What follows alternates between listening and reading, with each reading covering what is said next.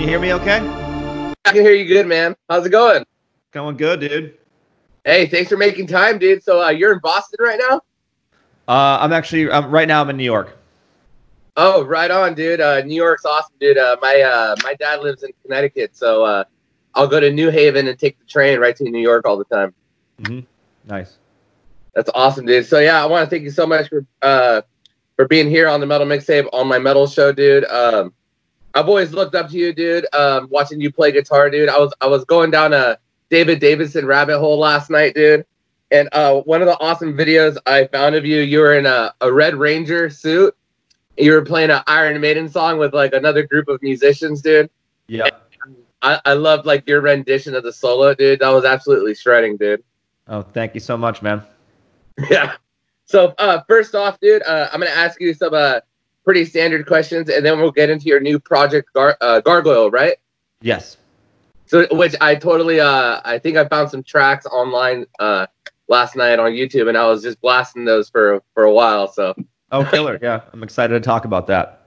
Yeah. So one of the questions I like to ask, man, is like, when you first started getting into music, were you inspired by your family, or was it something like you kind of just picked up, like hanging around with your friends, or how did you get into that? Sure. Yeah, it was didn't really come from my family. I didn't really come from the most musical family. It was more just sort of something I discovered on my own. But that being said, my family was very supportive of me.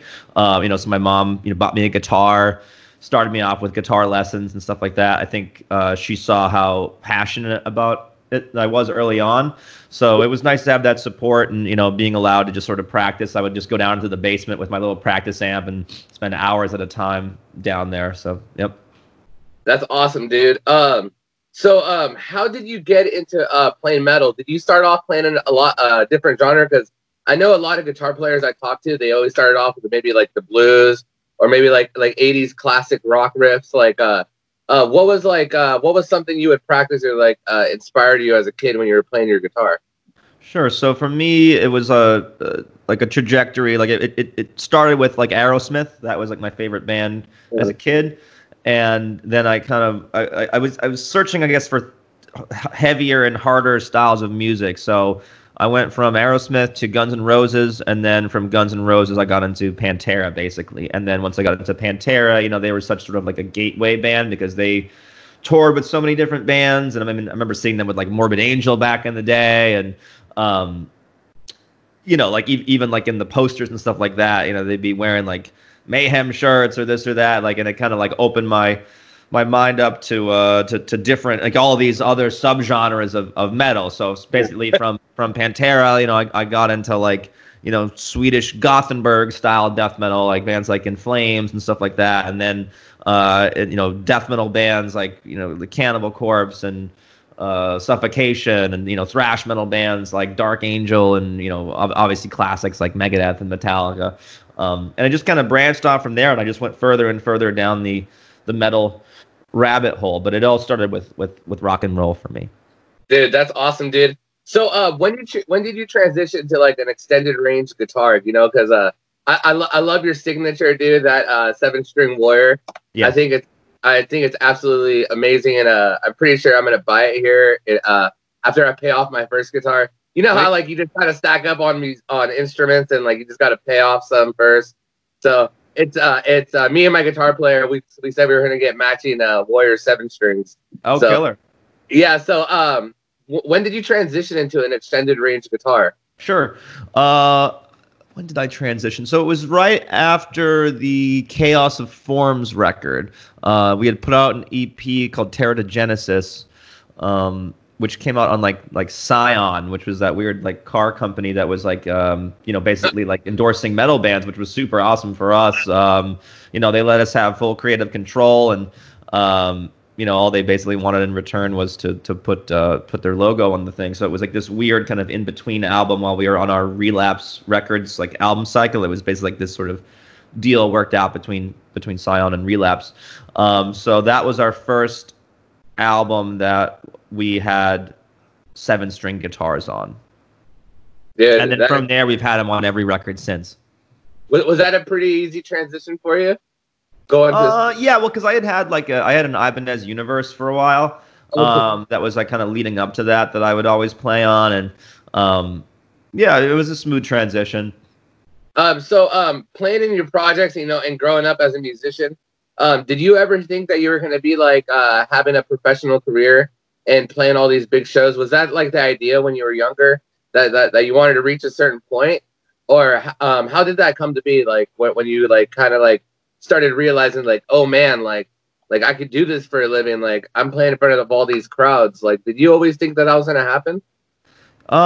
Well, you never know like how anything's going to shake out, especially when you're younger. But I definitely, had fantasies that like I could take it to that next level, and I certainly put in a lot of time and effort. And I think I didn't have sort of delusions of grandeur, but I think we knew collectively what we were doing had some strong merit to it. And that we were all passionate to it and willing to work hard to get there. You know what I mean? Like, so I think like having these ideas of making it big without the work ethic, you're never going to get there, right? But if you have those desires and you want to take it to the next level, and just keep grinding and growing your band's audience, if you tour and if you put out really solid good music that people connect with, I think eventually things will happen. Dude, that's awesome, dude. I totally respect that. Was there a show that you like a key show you remember where like starting off your career where you first got like maybe like nervous at the jitters, where like you walked on stage and you're just like, oh man, like this is like it, like this is like this is that big show that I was waiting for? Did you ever have a moment like that when you were young, climbing up the ranks? I don't know. Not really. I think like when I go on stage, like I just kind of get into like a different mindset. I get sometimes like anxious in terms of like anticipating go on stage, but it's not like a nervous feeling. It's more just like, I want to get out there and play. I guess, every once in a while, if we're like incorporating like a new song into the set or like changing the set list around, like there might be like a little bit of like nervousness here and there, but nothing too bad, or at least nothing that I can really like point to of like, oh, like, yeah, I was like really like shaking before I went on stage or something like that. Just more of that butterflies in your stomach feeling, like, like like that anticipation of like getting out there and performing. Dude, I dig it, man. So one more question before we get into Gargoyle. Did you ever have like a moment where like you met maybe like when you were playing a festival, or and just met like one of your idols and they came up to you and like kind of gave you a compliment, or like you just like walked into somebody that you really admired and you guys had like a conversation? Did you ever have one of those moments? Oh yeah, I mean, I have those moments all the time. Especially with like touring with some of my bands that I like looked up to like as a kid. Like we've gotten to tour with Gorgatsu. I'm a huge fan of them, and I actually was able to write a song with Luke from Gorgatsu for this Music Cares charity thing like a little while back, a couple months back at this point, or maybe a month ago rather. Cannibal Corpse, like there's just so many different bands that we've toured with and have formed like real good camaraderies with, where like you could feel that there was like a respect for what we were doing. I mean, I've gotten to work with Marty Friedman from Megadeth, and he said some really nice things about me in the press before. And just collaborating with him was a dream come true. So whether it's touring or getting to collaborate with certain artists, like I guess I'll give you one recent example. Because me, like I'm still a fan. You know what I mean? I'm always like listening to music and I'm very much a student of music. But it's always cool when you get into a room with other dudes and like you're treated like a peer, like you're treated like an equal. Even if they're dudes that have been in the game for like a really long time. So when I was at NAMM this past year, I was part of the Metal Allegiance sort of festival show where they had like all these different great musicians from different bands come together to do like cover songs, and I was asked to be a part of that. So I got to share the stage with Bobby Blitz from Overkill, who's like a super nice guy who I'd never met before, who was just very respectful right off the bat, and super cool. Jeff Loomis from Arch Enemy. There's so many guys. Mike Portnoy, right, from Dream Theater. Dave Lombardo.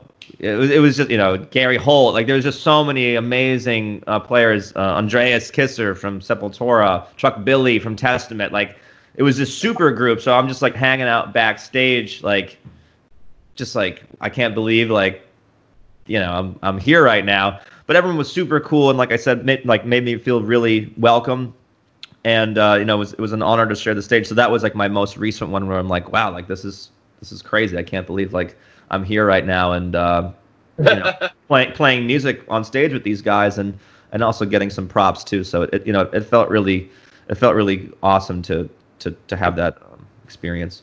Dude, okay, dude. I think that's absolutely awesome, dude. I was getting the goosebumps for you, man. Thank you, man. Yeah, I was getting goosebumps myself. It was really a special experience. Oh yeah, no, I bet like you went home that day, or like your hotel room, whatever it was, and you're just like, man, like that just happened. Yeah, no, it's a trip, and like I said, they all couldn't have been cooler. Like super nice guys, and we got to play some ripping songs. When I got to play "Refuse Resist," with Andreas from Sepultura, like at a sold out show. It was amazing. That's awesome, dude. All right, dude. I want to get into your new project, Gargoyle. I was listening to last night, dude. I love your intricate structure writing, dude. I think you hit a whole lot of avenues as far as like different metal genres that you put into one. I love your diverseness. Some of my favorite music in the world, dude. I love it when like it just has a wicked structure and there's just all these you really think about it, man. So with your new project, Gargoyle, how did that come to be? And what would you say like the differences are in Gargoyle from your old projects like Revocation? Sure. I mean, I think the contrast is pretty stark. Gargoyle feels much more like in the rock realm. It's definitely prog rock in the true sense of the word. I think we're really trying to push the genre from a lot of different angles and incorporate a lot of different influences. I mean, it's technical, like Revocation is technical. From a compositional standpoint and also from a playing standpoint, but in a much different way. I think I'm able to explore more dynamics with Gargoyle. Obviously Revocation is like a death metal band, thrash metal band, so it's very high intensity, sort of like the whole way through. We have moments of where we can kind of do some softer stuff, but it's sort of meant to be more of a build up, so that there's another sort of crescendo that happens with more intensity. Whereas with Gargoyle, we can kind of live in those moments for entire songs, and the purpose of those quiet moments isn't to like build up to something heavy. It's literally just to set a mood for the entire song. So playing with different moods, the fact that there's it's all clean singing. There's no screaming in that band. That's a big difference and departure from Revocation. That's primarily screaming. How it came to be, I connected with Luke, the singer and other guitar player, songwriter in Gargoyle. His band Ayahuasca had opened for Revocation when we were on tour. I was a big fan of his band, and we were just kind of in touch, and they ended up opening up the Toronto show on this tour that we did. And we just sort of started shooting the shit after the show, like having a beer, like connecting over music and talking, and it was clear that like we had a good bond, and just you're having a few beers with the guy that you respect, and you're like, oh, we should do something someday, and a lot of times, 9 times out of 10, like those conversations don't really lead anywhere. It's kind of a nice thought, and then life gets in the way. But we both really kind of kept in touch and started trading ideas, and I would be sending him riffs and like whole sort of songs, and he would come back with like programmed drums and vocals over it, and it just sounded really awesome. So it was really a pleasure to work with him and collaborate with him, and the ideas were just flowing out so fast that it was clear like, oh, we can write like a full record, like no problem. So yeah, we've just been grinding away, working on it. We released an EP called Azomatus in 2019, and now we have our self-titled debut. We ended up getting signed to Season of Mist Records, and we have our self-titled debut record that's coming out October 9th on Season of Mist. So we just premiered a track from that record like a couple days ago, and like we're like in the throes of gearing up for the whole, album cycle. That is awesome, man. So you were saying he was in a band, Ayahuasca. You were in Revocation. Did you guys have an idea of what type of band you guys were going to start, or did you already have like a bunch of pre-written songs that you kind of like showed him, or was it just you wanted to collaborate and see what was going to come out of it? It was really more about the collaboration, and I think we had some ideas early on, and then they just kept evolving, right? So we had talked about a couple different bands, like in terms of like a sound that we wanted to kind of, bring in early on. But like I said, like as soon as we had written like a few songs, like our sound just kept evolving. He would hit me with a song like, "Hey, what do you think of this?" And I'd be like, "This is amazing." It's going in like a totally different direction than I would have thought, but like in this weird way, it fit with the other stuff that we were writing. So it all felt very natural, very organic. I mean, the opening track on the record is like this 4 or 5 part, like only vocal harmony song, right? Like no other instruments. And he's like, "Hey, what do you think of this?" And I'm like, "This is like a perfect album opener." So we were kind of like feeling each other out, but it's funny. Luke's such an amazing musician. But he's like, like me, he's, not overly critical, but just like, wanting to make sure that something fits with the particular aesthetic that you're working on. So he would send me stuff. He's like, "Is this good?" I'm like, "This is amazing. This is incredible what you just wrote." So like, this has to go on the record, kind of thing. So it was cool to see that sound start with like, a conversation about bands that we like and trying to, write in a couple different styles, and then just see it like expand outward, and now like the new record, I think encompasses so many different influences and genres, but still feels like a really cohesive package because we kept this really strong collaboration between the two of us and goal in mind throughout the entire process. That's awesome, dude. I think some of the best records is like when you have two musicians or just a group of musicians that can feel really comfortable about sharing their ideas and be able to take a certain like, and it's not even like giving like another person like a critique. It's more like giving them giving them an idea for a different avenue of how a song could be. And I think it's like some of the best albums are written when people can just like go into a band room and like feel comfortable and be like, "All right, like what do you think about this?" Yeah, for sure. He's also a guitar teacher up in Toronto. So us both being guitar teachers, how we kind of share ideas and can talk about music. There was it was very productive. Dude, that's great, dude. All right, man. So I'm gonna ask you. Is it okay if I ask you 2 fan questions?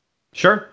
All right. So my friend David, he's you're like his idol, and as soon as I told him I was gonna talk to you, I talked to him, and I was like, "Dude, do you have 2 questions? Do you want to ask him, dude?" And he just about freaked out. He like threw his phone down and went and told his wife.